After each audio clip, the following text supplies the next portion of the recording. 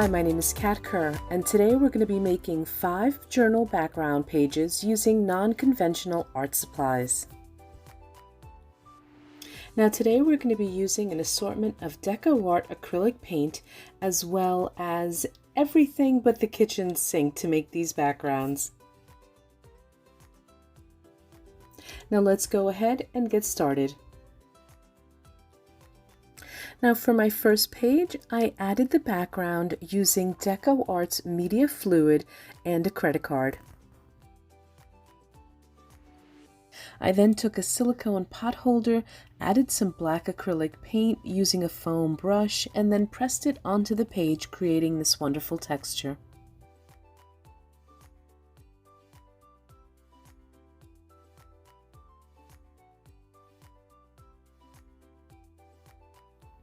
For my next background, I took a roll of washi tape. I just simply dipped it into some acrylic paint and created a pattern onto the page. Next, I took a cosmetic eyeshadow brush and just added some acrylic paint to the center of the circles.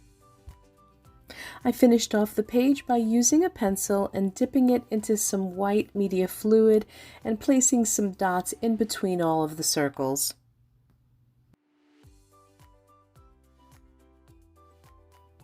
For my next background, I'm using an acrylic ruler, and I just placed some color onto the page and I'm spreading it almost like a squeegee, and I'm really just kind of sliding it across the page.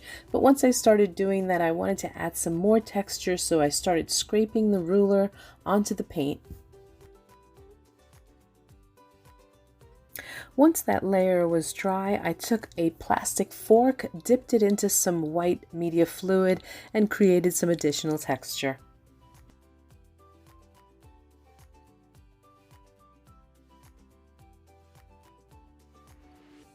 Next, I created my own texture by using a piece of lace. I used some double Tac Dry Adhesive and I added it to a wooden dowel. Then I just dipped it into some acrylic paint and rolled it across the page. Now this is one of my favorite tools when it comes to art journaling. It's actually a cake fondant roller, and if you add paint to it, it creates these little stitches. So I just rolled some paint on it and then rolled the roller onto the page, creating these faux stitches. Now for my final page, I'm taking some of that acrylic paint and I'm spreading it onto the page using a baby wipe. And I add some texture using this plastic it's one of those mats that goes in the sink, and I cut it up into different pieces and I added some paint to it and then pressed the page onto it. I also added some splatters of black acrylic paint using a toothbrush. Now that my textured backgrounds are complete, here's one idea for creating a fun focal. Now I love using magazine images in my journal pages, but I recently started painting the faces, and I started doing this because I've always want to practice my lighting and my shading when it comes to faces.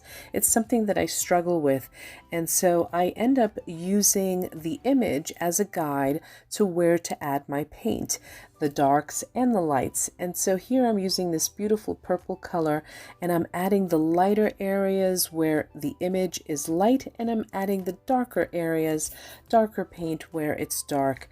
And once it's all complete, you'll see that it looks like I actually painted the entire thing, but it's actually just me copying what's already there, but giving it my own spin and having fun and getting some practice.